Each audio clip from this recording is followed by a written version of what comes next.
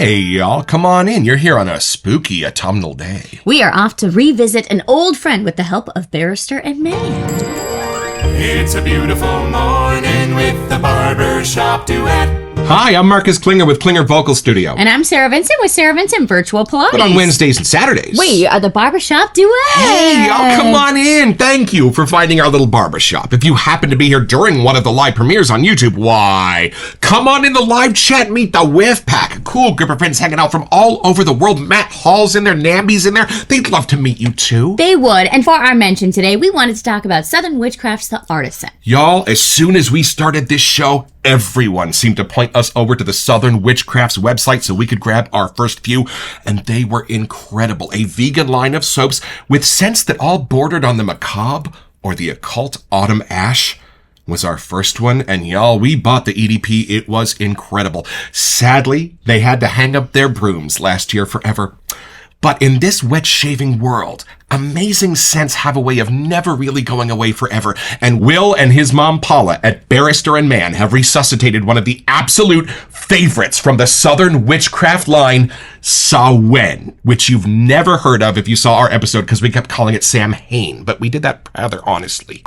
But that's what I love about this world, like Sterling Soap and Baker Street. If a scent is absolutely beloved by the community, every once in a while it finds a way to come back. I even reached out to Spearhead Shaving, who has also closed their doors a couple of weeks ago, and he said he does own his formulas and is working on a way to make sure that some of the most beloved do not go away forever either. So as soon as we saw the announcement email from Barrister and Mann, we had to click purchase so that we could get this into our den. Let's meet it.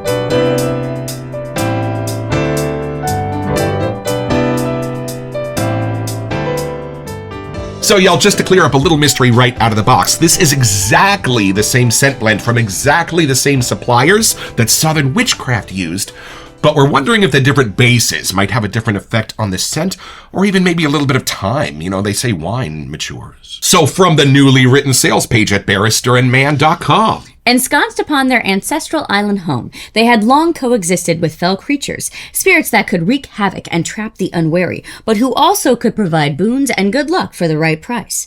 Wise women told stories of the AOC, the fairies of beyond, who dwelled among the burial mounds. They said that within the mounds were portals to other places, to the other world, the eldritch home of the Fae. Like Morgan Le Fay? What's Morgan Le Fay? It's what you oughtn't to do, but you do anyway. The wise women said that nothing could be gained by warring with the spirits. They commanded magics that could beguile and bedevil, confuse and confound, and rob the unwary of everything they hold dear. They could steal the joy from a man's heart with a word and take his happiest childhood memories with a mere thought. How could the Celts fight such things? Such mystical powers were not the ken of mortals. Better instead to celebrate them and make them feel welcome, and so they held 2 feasts to honor the inhabitants of the tomb lands. The feast in the summer they named Beltane, when the cattle were driven out to the summer pastures, and they made offerings of food and drink to the AOC. Is there a Rowan Morrison here?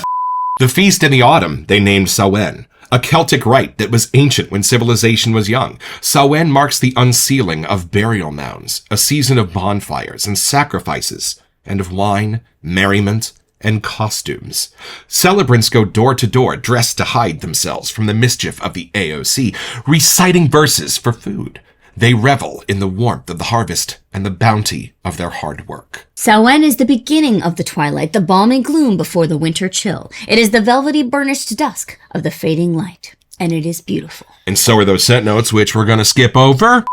From Will, thank you very much to the folks at Southern Witchcraft for collaborating with us on this project. For those unaware, Southern Witchcraft closed its doors earlier this year, but we think their scents and style are so cool that we reached out to see if we could preserve them. They generously agreed to let us release their bestseller, Samhain, pronounced Samhain, Marcus, as part of our double feature. Stephen and Courtney, you guys rock. So when they say double feature, they also re-released Hollows at the same time, which we have done before if you want to go see a funny old episode. That's the most viewed 30 seconds of our show, is me smelling Hollows for the first time. Y'all. So the fun part of this double feature is we've seen this movie before. Let's take it out of the box.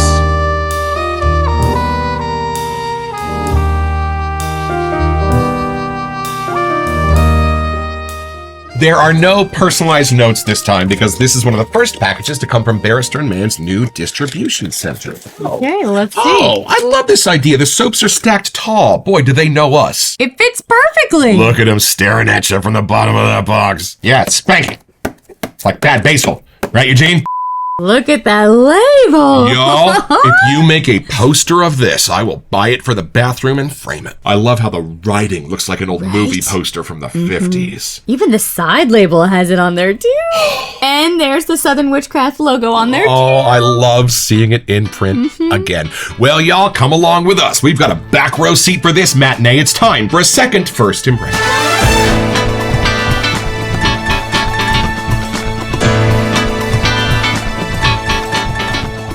You know, let's do things a little bit different today. Why don't we smell them at exactly the same time? Now, hold on a second. I'm going to open this and give them a look at that beautiful, smooth Barrister and Mann pour. Now, show them the beautiful, lumpy Southern Witchcraft pour. But I do have it on good authority that this is Will's vegan base. All right, here we go.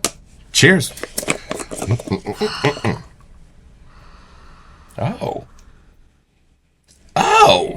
You know, that is a little bit different. Hold on, let me smell the OG again. All right, hold on. Oh, hold on. Okay, first of all, I know it's the same scent. Yes. I can tell it's the same scent oil for me.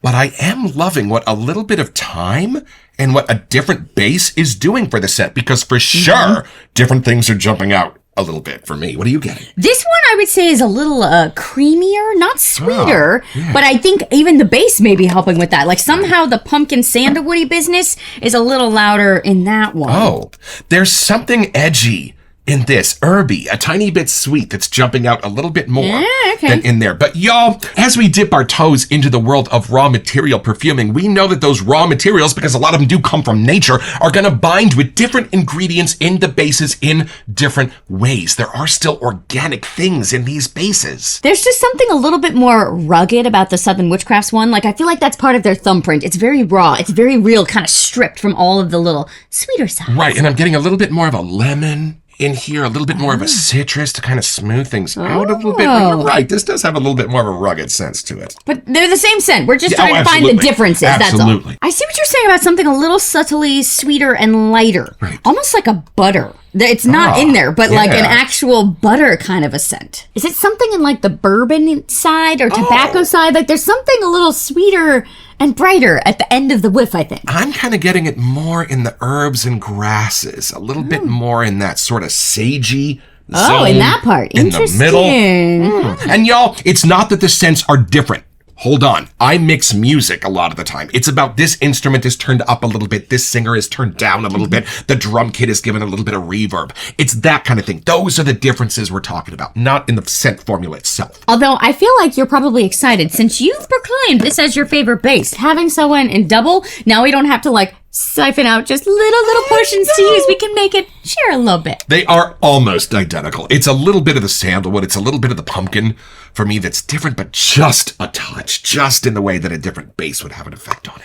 Yeah, it's almost just how they're blended. Some things, like you were saying, are a little bit louder that you notice first. Like, I think the entrance to my whiff here starts lighter. This one starts a little bit darker somehow. It does say, a vegan tale. Right. See, I kind of knew he adopted their vegan philosophy, too, for this particular collaboration. Smart. And after Autumn Ash, which can get super danky in the best Halloween-y ways, this is quite a crowd-pleasing divergence. We almost said this smelled like the Halloween party from Hocus Pocus, where she puts a spell on them. I would agree. This is definitely more the crowd-pleasing side. Like, none of these are too in your face. They all blend together. I almost think the sandalwood is the star in this version. There's something about this one that's a little bit more midday. It isn't completely dark yet to me. I kind of get a popcorny. Yeah. No, this is kind of a carnival fun fair kind of thing going on for me. Assuming the carnies all have a little bit of bourbon in their flask, which is the style. And the bourbon is beautifully prevalent, like our San Francisco fog coming in over the top of everything, which is cool, because for me, the bourbon's not underneath it. The bourbon's on top. A little bit of that hot alcohol-y hit to my nose. Just a little spices on top, almost like an adult perspective, looking down at the kids at the party kind of thing. There's almost like a floral side, very tiny, like orange blossomy. Again, it could just be in the base or how things are blending here, but there's something a little bit more of that like bright innocence kind of side. If I were to just go A, B, with this. Right. This has kind of a red wine vibe deep in the middle, and with this one, it's not red wine, it's more nutty. Yeah. Somehow. I think that's the sandalwood creaminess that I was kind of getting coming through. Absolutely. So y'all come along, let's look at these scent notes one by one and build a couple of lathers. All right, from the sales page at barristerandmann.com, we start with top notes of bourbon, tobacco, pumpkin, and sandalwood. So those 4 are listed on each of these labels. That's what they start with. Are those the only ones listed? Yes. Pumpkin, sandalwood, bourbon, tobacco. And then same thing here. Pumpkin, sandalwood, bourbon, tobacco. So those are the stars. Those are the 4 amigos. But they're in a little different order. Right. Here, it's bourbon, tobacco, pumpkin, sandalwood. What order would you put them in? What order do they wash over you? Please hold. Okay, it's a little different in this one. That one I would put sandalwood a little more in I the would earlier too. with. I would too. That's funny. And then what do you get here? This, I think I would almost go bourbon, pumpkin, sandalwood, tobacco. Yeah, here the bourbon's more over the top. There it's more Yeah. in the middle. I think pumpkin's almost last for me because I am getting a little bit of that golden tobacco leaf next. Not smoke. Not smoke. That comes later. It's not a pipe smoke. It's not a cigar smoke. It's that cured tobacco leaf for me. And then I think the pumpkin's last on both of these. But then we've got a lot more listed here for us to dive into, starting with nutmeg and oud. I'm almost getting a nutmeg flower. Remember that scent note? I think that's what we're seeing in here. And then that up against a beautiful smoky oud. Beautiful. I feel like this one, the Southern Witchcraft one, the oud is a little more obvious. That mid kind of darker color is coming through. Yep, because then that's up against incense. So 2 different scent notes, oud and incense. Maybe the incense is a little bit more frankincense-y kind of a I thing. think that's the herb that you're getting in Right. here. Is there an herb boy kind of vibe maybe? 100%, like something grassy, something herby that I'm not seeing anywhere else. There you go. And the fun continues. We have amber, vanilla. There's your nut. Hazelnut. Marcus was right. There you go. And the amber and the vanilla, which are usually holding hands anyway, are what's giving this its beautiful golden core without shoving the amberness in your face. Amber can get turned up so high it's almost like a clean laundry thing. Not here. Here it just sits as a warm, dull glow in the middle. I knew there was more than just these 4 scent notes, so I'm glad we went back to this because I thought I was crazy. And then charred wood. Beautiful. Just so you can see the coals starting to turn gray. I'm definitely getting that like a fireplace at that Halloween party. It really is like right before winter. Somehow there's still fall in the air, but you can tell the crisp is coming, and that's helping the charred wood action. I think this last one, musk, is a lot more prevalent in the old one. I'm getting this like beautiful white clean laundry. Musk, believe it or not. But hey, you know what's funny? Usually if we have a really clean scent, it needs a little bit of civet as something dirty to sit on. I think this is exactly the opposite. I think all of this is so beautifully macabre and dirty that it needs some clean laundry to sit on for perspective, banana for scale. It's more in the Southern Witchcraft one than it is for me in this one. At least that I notice it. Well, I think that's also what's helping give me that floral sense. Right, is that it like might be. white musk. It's almost like that white musk from the mall in the 90s out front of Bath and Body Works, you know what I mean? And that's what's giving it 2/3 of its sweet. I never even noticed it in that one. That's diabolical. I'm curious before we build the lather. I think overall, if I just took a whiff from this one, it's a little more crowd pleasing. It's a little more rounded out the edges. Yeah. This one, the edges were left in, but again, I think that's more the Southern Witchcrafts kind of vibe, which is super fun to us too. And where did you get that beautiful hardware that we're going to start with? This is my first bowl, and I got it at Barrister and Mann. I'm going to make a thin layer of soap here for you. All right, I'm going to give this a little water and give Sarah her Chisel Hound Season of the Witch brush, also a collaboration with Barrister and Mann. All right, I love a reason to bust this bad boy out. Here we go. Taking the dry brush, going one direction here over the soap, and then you'll start going the other direction, just getting it to all those little bristles. And once it feels like it's not actually getting on there, I'm going to turn the brush and go for that same thing on one side. Try and circle the other way, making sure I'm not getting any chunks in there. Then, after it feels like it's kind of all on the bristles there, I'll dive down and start adding a little water into the lather as I go. And as we alluded to earlier, I have recently proclaimed Barrister and Mann to be my all-time favorite base in the wet shaving world. It's just an incredible formula.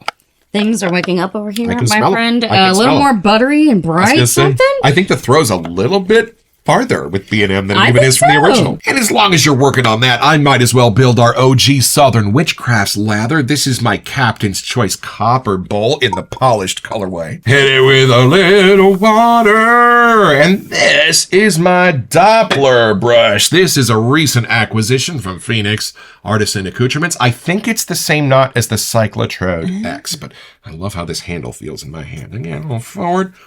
Backward action there. How's yours coming? I think we're pretty good, so I'm going to wait for you're yours. just about done. I gotta catch up here. Hold on. A few moments later. Y'all, this is almost a 3-year-old soap. And A, it still looks like the day we bought it. And B, it still lathers perfectly. We've been trying to ration that one out, so I'm glad we have a backup now. I know it's not technically unobtainium anymore. All right. This is something you will only find here in the Barbershop Duet and Barry Bedford and a few others who have compared these two soaps. This is the which are you whiffing with? On 3, 1, 2.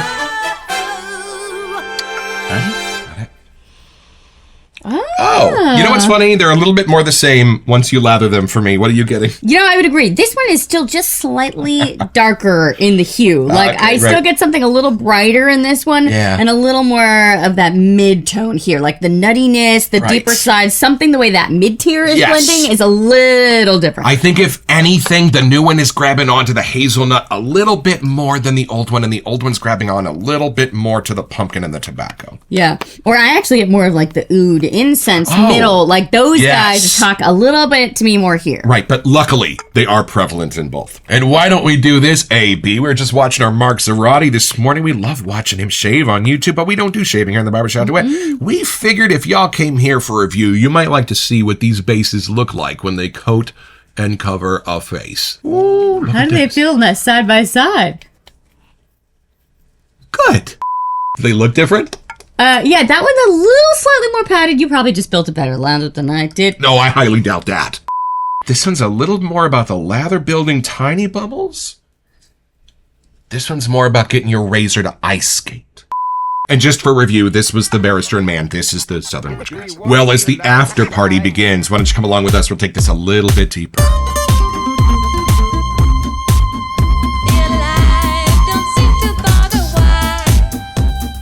But did you get the splash from Barrister and Mann? No, we did not, because this is a recent acquisition. When we found out the brooms were being hung up at Southern Witchcrafts, we found this still on sale, so we grabbed it. It's the Samhain splash, but we have not put it on the show. All right. Oh, it's milky. yeah. Beautiful. Skin foodie. Oh, All good. right, here we go. Chin chin. Oh. Oh. I've only used this like once or twice because I want to make it last. I'm getting a honeyish popcorny note coming out of this, and Yeah. it's fabulous. This is the party, folks. The oud is talking to me. Yes. Those spices, the deeper, darker kind of spices. Maybe it's the incense mixed with the bourbon. Those ones, as this dry down, come out.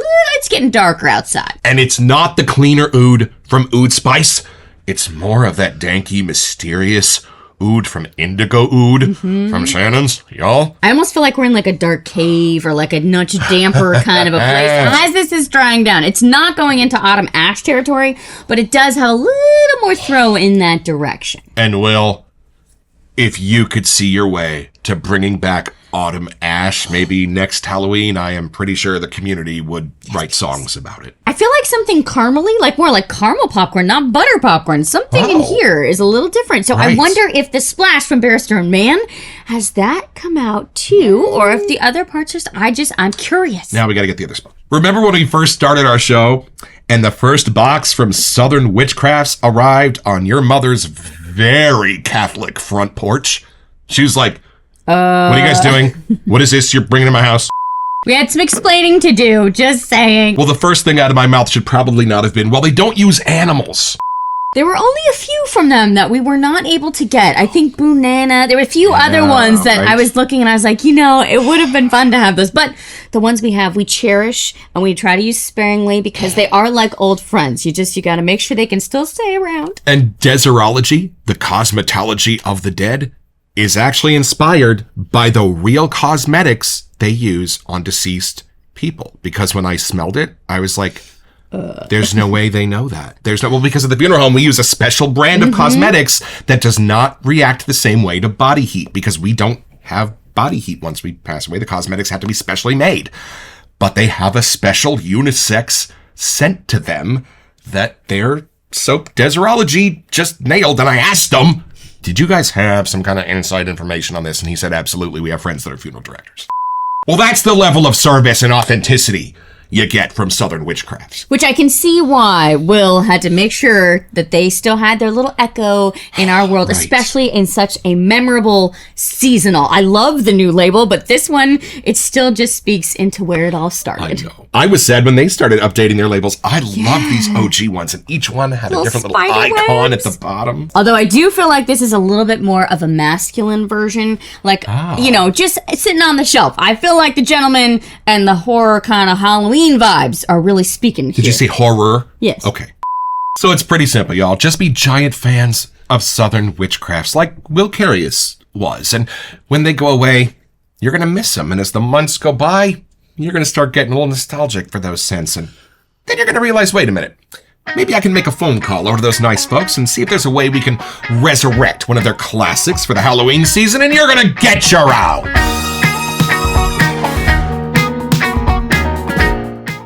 So head over to barristerandmann.com to find this and a bunch of other cool stuff.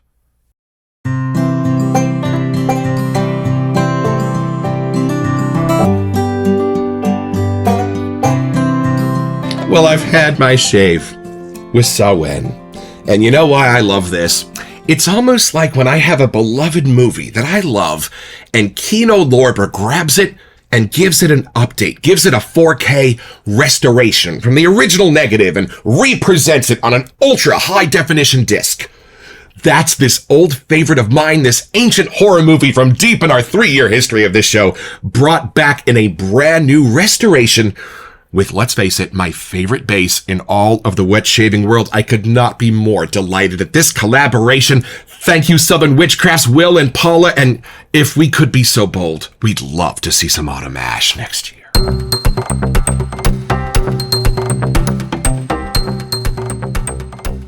Well, welcome to Messages. Yeah, this is kind of fitting for our November giveaway. We wanted to give you a chance to get $25 to Barrister and Mann. Yeah, y'all, and all you have to do to be eligible for this giveaway is send us an email here to WeSentYou@theBarbershopDuet.com so we can get back to you. It's the only way we communicate about our giveaways, and then check back on our first December episode to see if you are our lucky winner. Best of luck. Nordo's just coming back. I really tried to refrain from using this too much, I know. but I am glad that we have this one because now I feel like I'll reach for it a little more often. It doesn't have to scream completely Halloween. I love knowing that it is more like the fall festival side of things. So even when Halloween's over, this is one of those ones that I do bust out through November because it just has that fun fall, cozy, but still festive vibe. We have almost 700 soaps, and I still use these sparingly. You know?